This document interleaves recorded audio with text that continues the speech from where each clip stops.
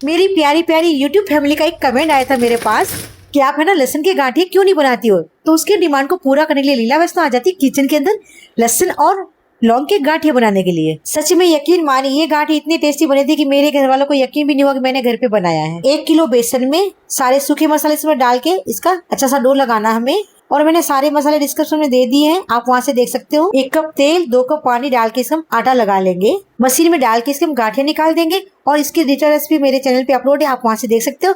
और लीला वैष्णो को सब्सक्राइब कर लेना।